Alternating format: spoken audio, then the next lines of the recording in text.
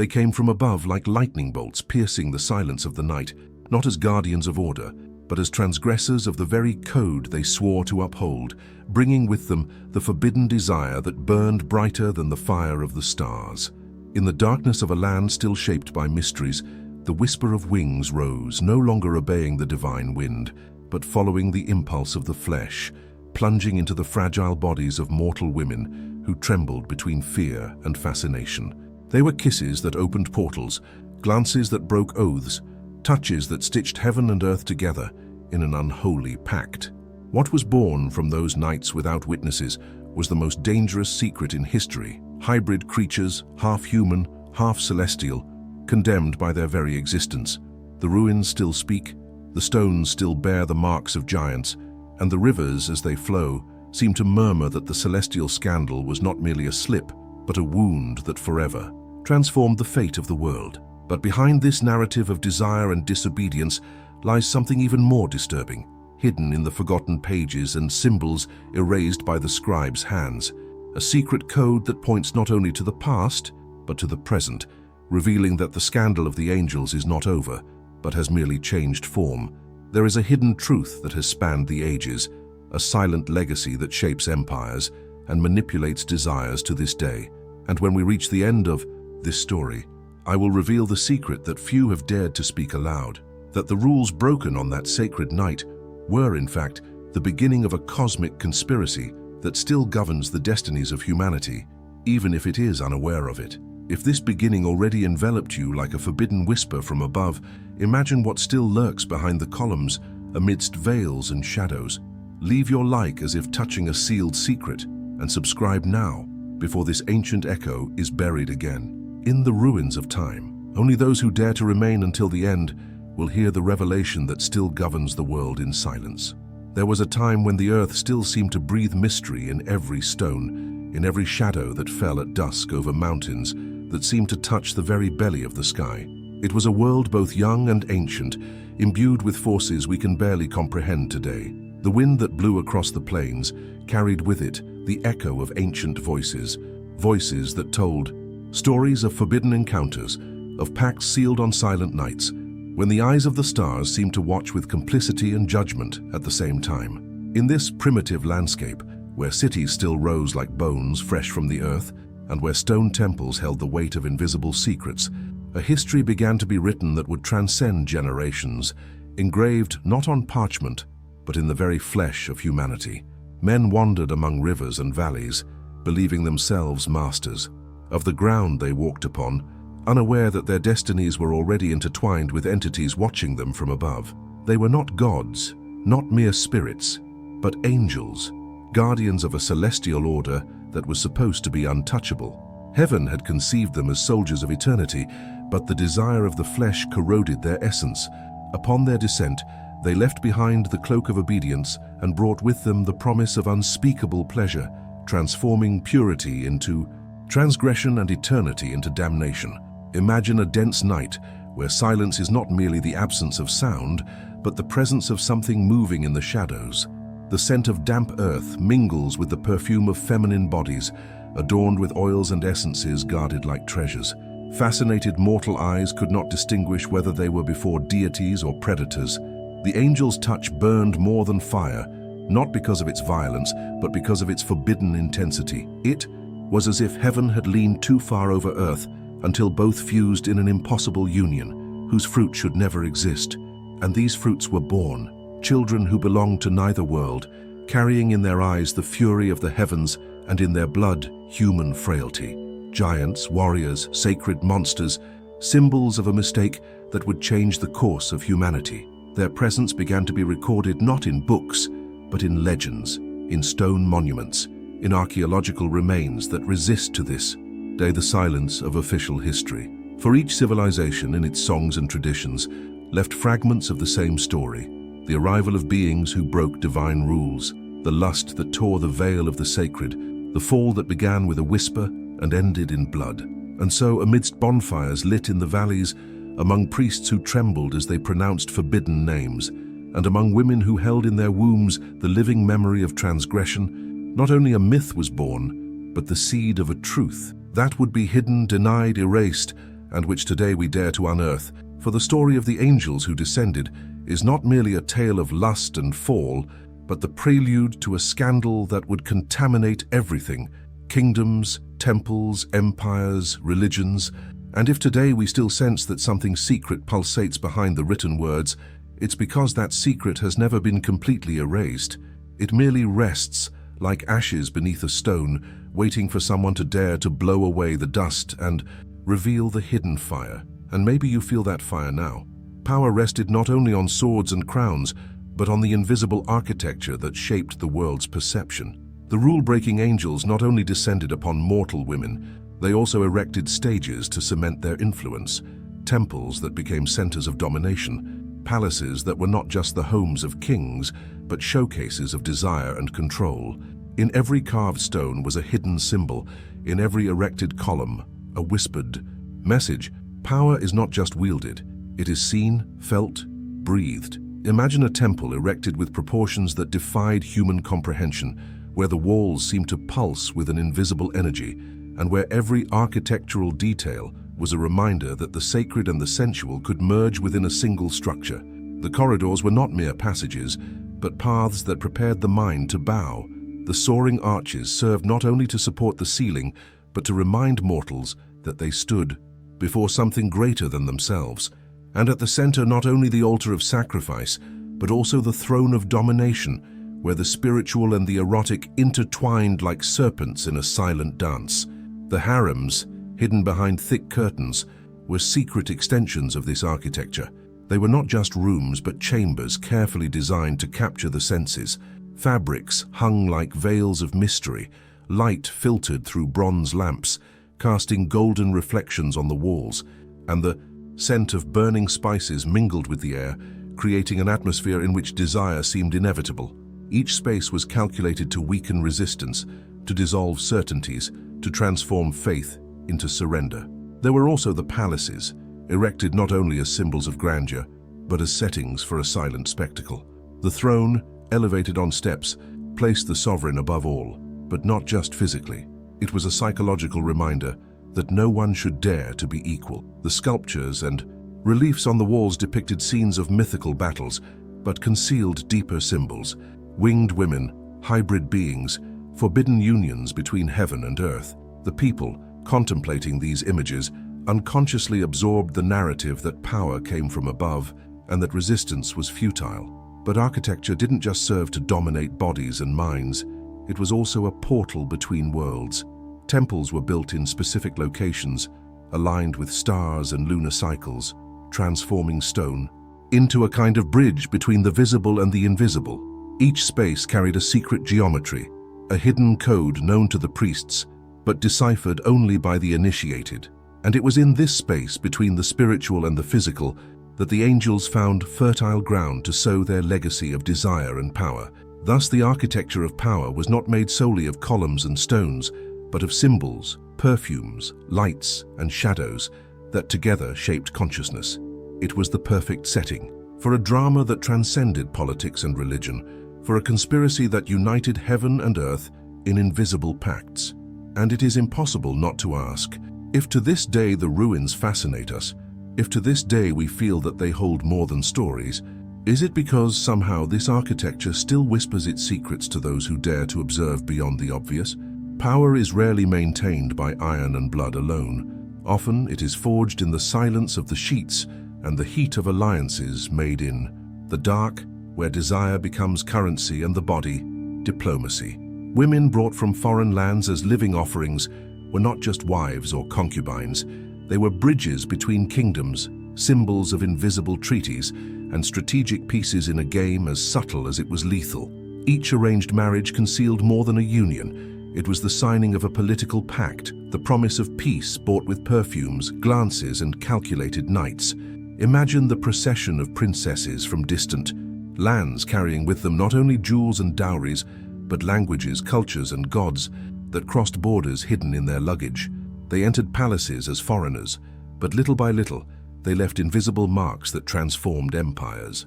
Kings knew that each woman was also a conquered territory, an ambassador in disguise, a seed planted to establish their influence.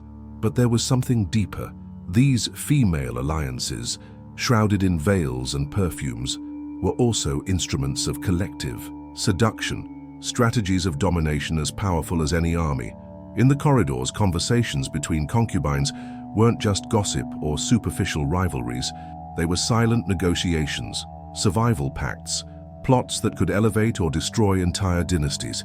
Every smile offered at banquets, every gesture before the throne, could decide the future of a kingdom. The politics of desire was an invisible net in which even the most powerful of kings became prisoners. For while he believed he dominated, he was dominated. While he thought he was possessed. Eroticism in this context was not just about pleasure, but also about strategy. Women understood that their presence could sway a king's heart, and with it, decisions that would affect thousands. A lingering look could signify a peace treaty. A lingering touch could secure a position for the family in distant lands. The body became a battlefield, more complex than any war, and every female conquest was hidden behind a mask of submission. There was also the game of memory, for the children born of these alliances would carry within them the fusion of bloodlines and kingdoms, and the women knew, by giving themselves, they planted not only heirs, but future rulers, shaped by their hands and their stories. Behind every child playing in the palace's golden courtyards was a mother already calculating which throne or altar that little body might occupy. Thus, the politics of desire gradually transformed into a silent force capable of spanning generations. The palace was not only the place where empires were administered, but the beating heart of a veiled war in which women's bodies were the sharpest weapons. And while men erected columns and temples, it was women who, with subtle gestures, maintained or toppled entire empires.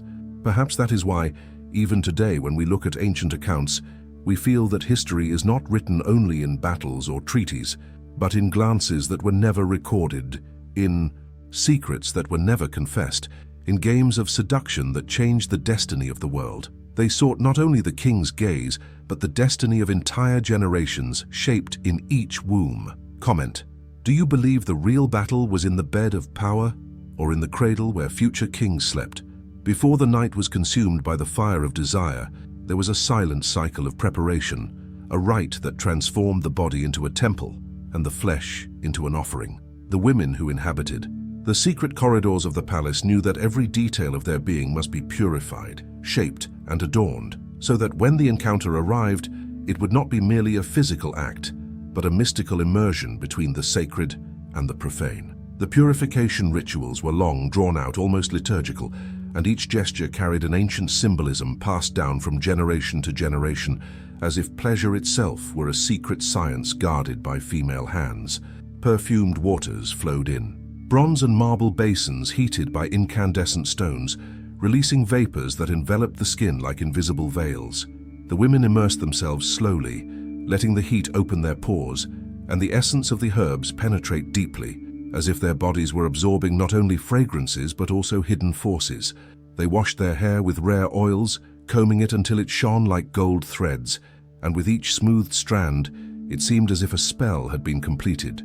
Bathing was not just hygiene, it was spiritual purification, a secret baptism that prepared the body to receive something greater than itself.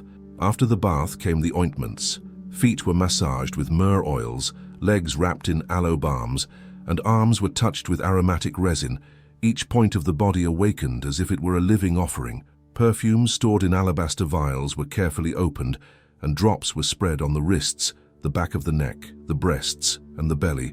Each scent carried an intention: cinnamon for the heat of desire, rose for the promise of tenderness, frankincense for the remembrance of the sacred, and then the fabrics. They weren't just clothes, but layers of symbols, translucent linens that revealed skin like a disguised invitation, colorful silks that vibrated in the lamplight, veils that concealed only to intensify the revelation. Every choice was strategic, every fold calculated to awaken in the other the feeling of being faced with something unattainable, a mystery shrouded in beauty. But what was most fascinating wasn't just the visual result, but the ancient wisdom that guided each rite. Older women taught younger women the secrets of prolonged gaze, controlled breathing, and the precise pause between one gesture and the next.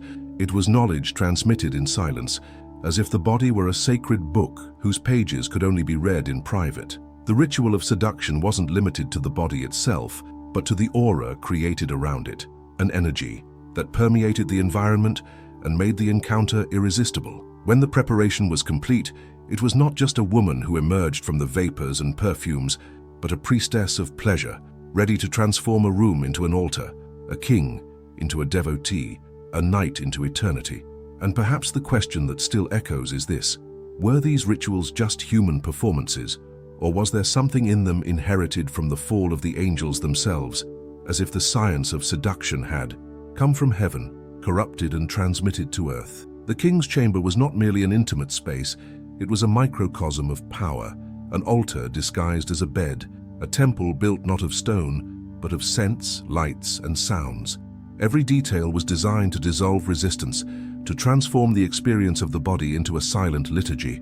Upon entering its doors, one entered not a simple room, but a universe carefully designed to fuse pleasure and devotion. The walls were covered in thick tapestries that muffled the sounds of the outside world, creating a sense of absolute isolation, as if time itself were bent and the world suspended within. The fabrics depicted scenes of hunts, battles, and ancient myths, but hidden among their figures were erotic and divine symbols, reminding the visitor that war and desire were born from the same source. The flames of the lamps, fueled by scented oils, flickered in shades of gold and crimson, casting shadows that moved as if dancing in secret. The air was permeated with spices. One breath was enough to smell the cinnamon, myrrh, and amber, burning slowly in bronze censers, creating a heavy, almost hypnotic atmosphere. The scent not only pleased, but overwhelmed the senses, intoxicating like invisible wine. The body, as it breathed, surrendered without realizing it. In the center, the bed. It wasn't just a bed, but a horizontal throne, covered with the finest fabrics from Egypt, soft pillows, and exotic skins brought from distant lands. The bed seemed to float, elevated on steps that required anyone to climb, as if approaching an altar. Translucent curtains descended from the ceiling, creating layers of mystery. A single gesture was all it took to reveal or conceal, intensifying the game of seduction as if part of a sacred ritual. There was music too. Harps and flutes waited in a corner, ready to be played by slave musicians, and the soft sounds filled the space, lulling the breath as if each note were an invitation to dive deeper into surrender. Nothing was left to chance.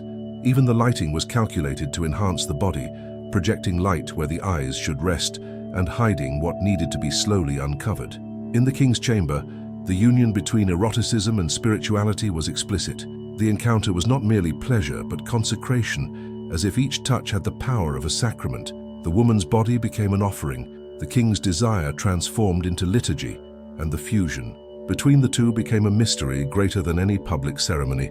There, in the most intimate space of the palace, not only nights of pleasure were decided, but the destinies of kingdoms. And perhaps that's why chroniclers never dared to record what happened behind the curtains of the royal bedchamber. Because to understand that temple of seduction was to admit that true power lay not only in the golden throne, but in the silk-draped bed, where kings became devotees and empires bowed before the invisible spell of the flesh. And even today, when thinking about these hidden chambers, one is left with the feeling that their secrets have not been lost, but have simply changed form, perhaps still ruling the world in rooms we call private, but which remain altars in disguise. If the palace halls were adorned with gold and precious stones, the secret corridors were lined with something even more dangerous: tense silence, calculated glances, and rivalries disguised as smiles. Among the women of the harem, war was waged not with swords but with perfumes, whispered words, fragile alliances, and sudden betrayals. Each concubine carried within her not only the desire to be chosen, but the certainty that power was a territory in constant dispute. There was no room for naivete. Within the palace, survival was a female chess game, where every move could mean rise or fall. They knew it wasn't enough to conquer the king's body for one night. The true triumph was to secure a permanent place in his memory, in the heart where his most vulnerable decisions lay hidden. And to achieve this, they used invisible weapons: a lingering gaze during a banquet, a tear shed at the right moment, a silence more eloquent than 1,000 words. Every gesture was studied, every appearance charged with intention. Amidst veils and ornaments, a fierce battle lay hidden. There were spies disguised as servants, bringing news of who had been summoned that night, what gifts had been delivered, what perfumes had scented the king's sheets. There were also temporary alliances between concubines, secret pacts formed solely to bring down a common rival, and as quickly as they emerged, these alliances dissolved into poison, leaving invisible scars in the intimacy of the chambers.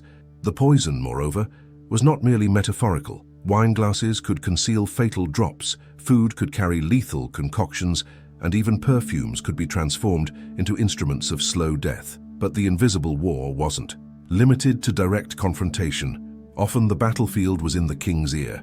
A whispered word, a whispered rumor, an insinuation that, even without proof, created shadows of doubt. It was subtle manipulation that led to the downfall of generals, the ruin of ministers, and the change of treaties. Thus women, seemingly confined to the walls of the harem, in fact shaped the fate of entire empires. And yet, this war did not extinguish the humanity that burned within each of them. Amid rivalries and conspiracies, there was also fear, a desire for survival, and the hope of leaving a legacy through a child. Every shared laugh could be genuine or a trap.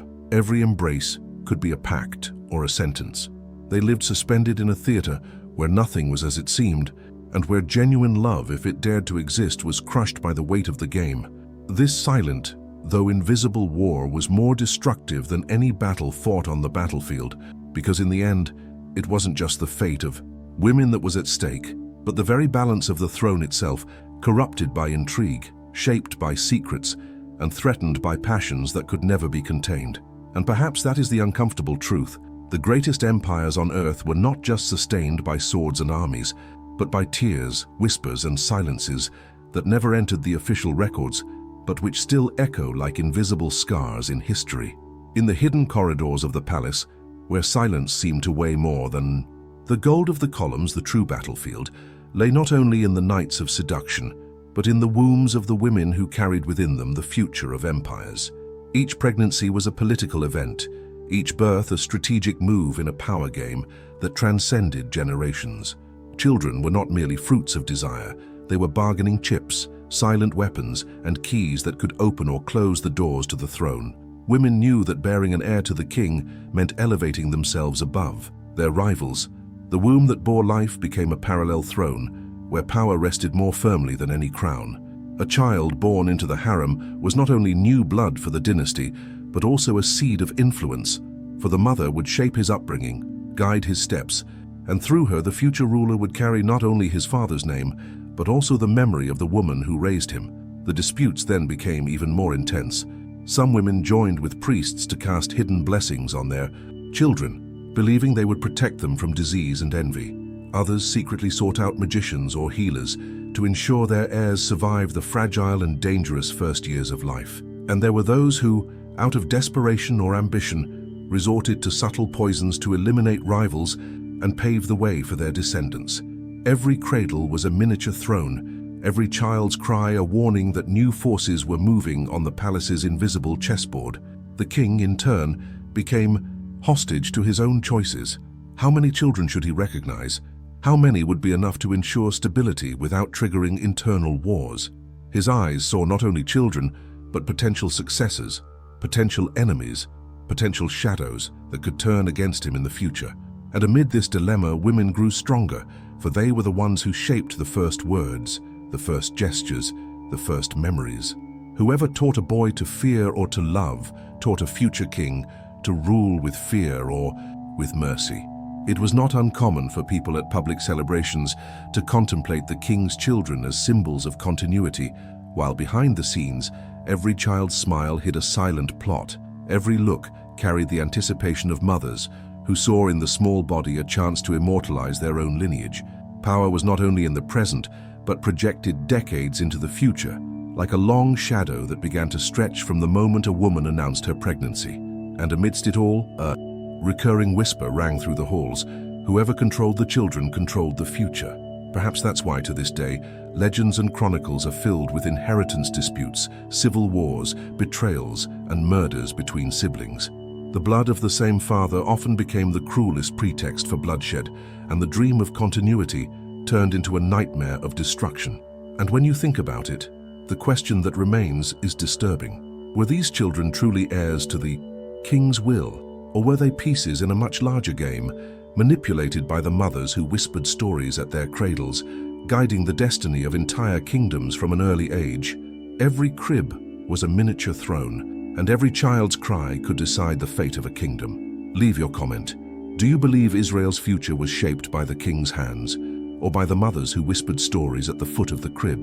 The palace was not only a place of political or erotic power, it was also a spiritual realm contaminated by gods who did not belong to the same heaven. Each foreign woman brought with her not only her body and her lineage, but also her idols, her secret altars, her prayers whispered in languages that sounded like forbidden incantations.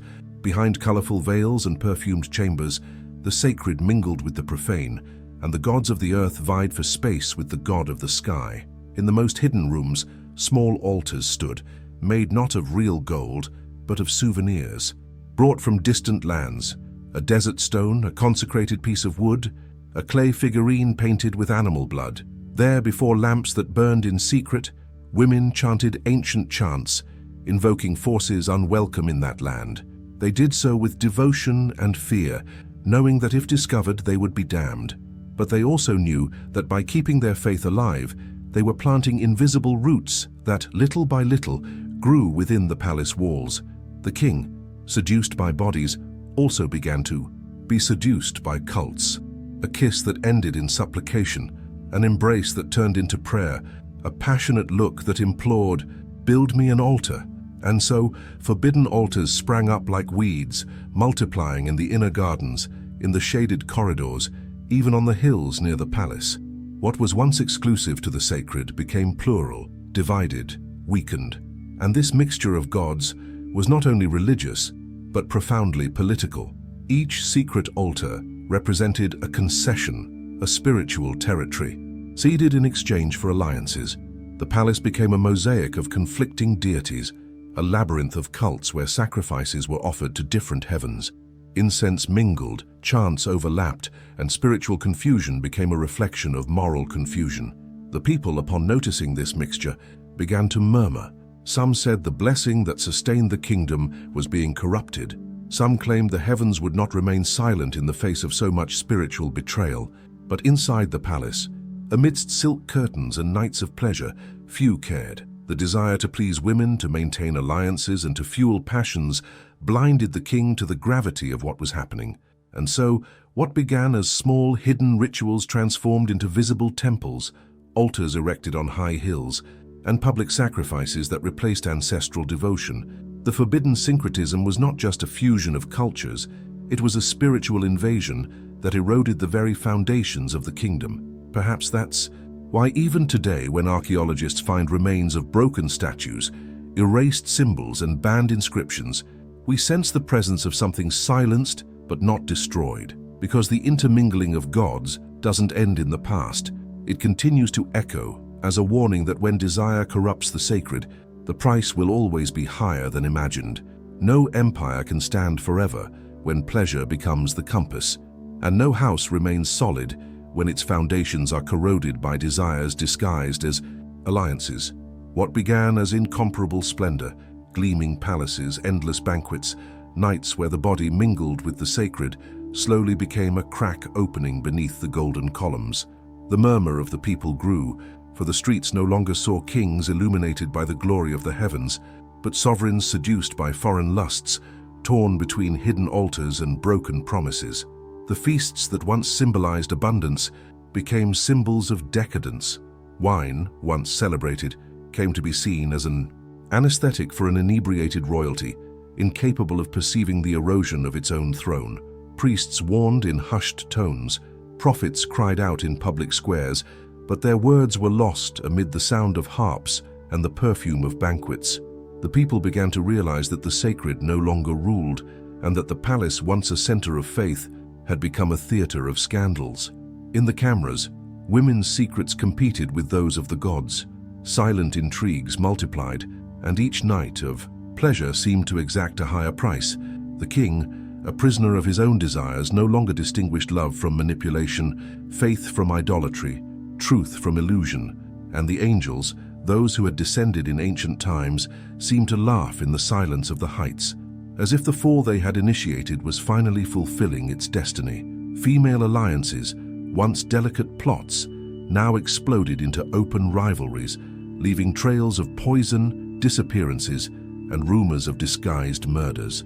Children, fought over like chess pieces, were pitted against each other, foreshadowing civil wars brewing in the womb of the royal house itself. And the people, increasingly restless, murmured that divine protection had withdrawn, that the heavens were no longer pleased with sacrifices tainted by the blood of unholy alliances. Temples erected to foreign gods began to multiply in the open, erected not only in the silence of the harem, but on sacred hills, visible to all, defying the ancestral faith. Rival altars competed for offerings, and the mixed chants echoed like dissonances that foretold ruin. The city, once illuminated by the radiance of glory, slowly sank into shadow, not of external enemies, but of internal betrayals that corroded the soul of the kingdom. And so the fall began not with foreign armies, but with a glance, a desire, an altar erected in secret. The price of pleasure proved more devastating than any sword, deeper than any invasion, for it corroded from within, like a fire that slowly consumes until only ash remains. Perhaps that is why when we look at the ruins even today, we feel that they tell not only the story of broken stones, but of divided hearts, of kings overcome by their own vices, of empires that crumbled not for lack of soldiers, but for excessive indulgence. Ruins tell more than broken stones, and legends whisper more than metaphors. Behind every fall, every destroyed empire, every abandoned throne, lies an invisible thread that traces back to the very moment when angels broke the rules, crossing the veil that separated the eternal from the ephemeral. It was not merely a scandal of bodies and desires, but the inauguration of a cosmic conspiracy, a silent pact that still governs human destinies. The hidden secret is that those beings, upon their descent, not only spawned giants of flesh and blood, but also sowed a spiritual legacy that spanned centuries, shaping religions, corrupting kingdoms, and dictating cycles of rise and fall. The intermingling of gods, the war between concubines, the political intrigues, the disputes over children and inheritances, all of this was not simply the fruit of human frailty, but the result of an invisible contamination, an influence that persists to this day. The true price paid for forbidden pleasure was not only the ruin of empires, but the perpetuation of an undercurrent that permeated civilizations, infiltrating temples, altars, sects, and even the most powerful structures of the modern world. The ancients knew but feared to say it aloud. The fallen angels did not disappear. They were not destroyed. They merely changed their masks. They continued to operate behind symbols, disguised as foreign deities, hidden in traditions, and even in seemingly secular power structures. Their influence did not die with the palace stones, but continues to pulsate in the institutions that govern multitudes. The celestial scandal was not a closed story. It was the beginning of a cycle that repeats itself silently in different forms, but always with the same plot: desire, power, fall. And perhaps the greatest secret is this: humanity still lives under the shadow of that pact. The world we know, with its wars, its corruption, and its hidden alliances, is a reflection of the same disobedience, an echo of the same error. What began as a forbidden kiss between heaven and earth has become a web that imprisons generations, and as long as we continue to believe it's all just a myth, they remain invisible, dominating in the same way they dominated kings and concubines. Hidden power, therefore, is not only in the past, it breathes now among us, like a dormant fire that has never been extinguished. And each time desire conquers the sacred, each time pleasure rules the throne, each time the spiritual is sold in exchange for alliances, the scandal is renewed, the fall is repeated, and the echoes of the angels still echo, reminding us that the first transgression never ended. And if you feel a chill when you hear these words, perhaps it is because in some way this pact still touches your life, even if you don't realize it. What you heard today was not just a narrative, but an ancient echo, surviving the stones, the veils, and the nights that shaped empires. If any phrase burned within you like incense that never fades, leave your like as if carving an eternal seal on sacred stone, and subscribe now, because the next secrets have already begun to awaken. The story unfolding on the screen is deeper, bolder, and perhaps even more dangerous,